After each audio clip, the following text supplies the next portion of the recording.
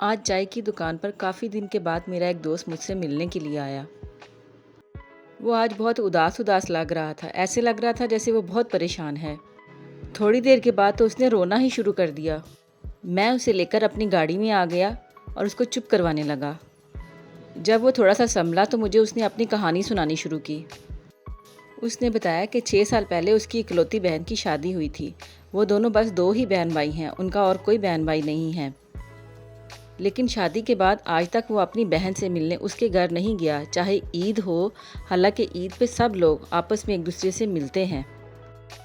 چاہے شب رات ہو، لوگ بہنوں کو شب رات دینے جاتے ہیں، یہاں تک کہ لوگ مرے ہوں کی قبروں پر بھی جاتے ہیں۔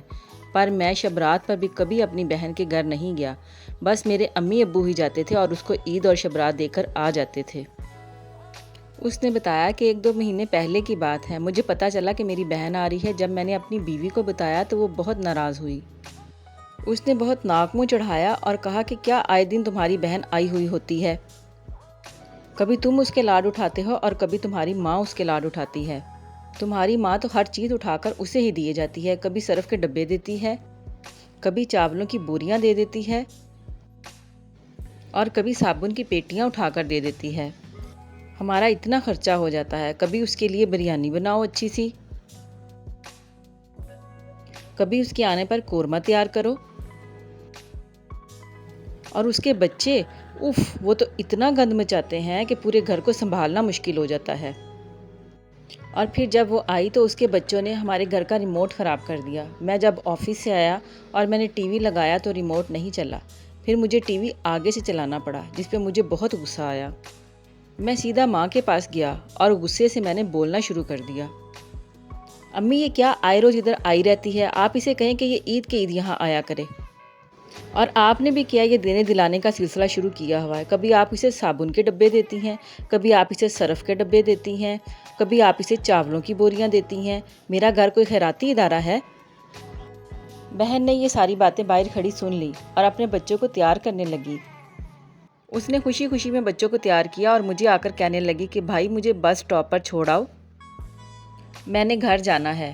میں نے بھی اوپر سے کہہ دیا کہ نہ جاؤ، ابھی کچھ دن اور رہ لو، تو کہنے لگی کہ بچوں کے اسکول کھل گئے ہیں، اس لیے میرا جانا ضروری ہے۔ ماں نے یہ سب کچھ دیکھا تو دکھی ہو کر خاموش ہو گئی۔ جب جائیداد کے بٹوارے کی بات ہوئی تو میں نے کہا میں نے بہن کا حصہ نہیں دینا، اور میری بیوی نے بھی میرا ساتھ دیا، لیکن ماں بہت دکھی ہوئی۔ بہن نے آ کر پیار سے ماں کو سمجھایا اور کہا کوئی بات نہیں۔ تھوڑے عرصے کے بعد میرے بڑے بیٹے کو ٹی بی ہو گئی، اس کے علاج پہ اتنا پیسہ لگا کہ میں بالکل کنگلا ہو گیا، لیکن میرا بچہ بالکل بھی ٹھیک نہیں ہو رہا تھا اور پیسہ پانی کی طرح بہہ رہا تھا۔ میری بہن نے جب میرے حالات دیکھے تو وہ مجھ سے ملنے کے لیے میرے گھر آ گئی، لیکن اس کو دیکھ کر میرا موڈ اور خراب ہو گیا اور میں سوچنے لگا کہ رہی صحیح کسر اب یہ پوری کرنے آ گئی ہے اور اب میرا خرچہ اور بڑھ جائے گا۔ بہن آئی اور کہنے لگی بھائی پریشان مت ہو، میں تمہارے ساتھ ہوں۔ اس نے اپنے کنگن میرے آگے کر دیے اور کہا کہ ان کو بیچ کے اپنے بچے کا علاج کرواؤ اور پیسے واپس کرنے کا مت سوچنا۔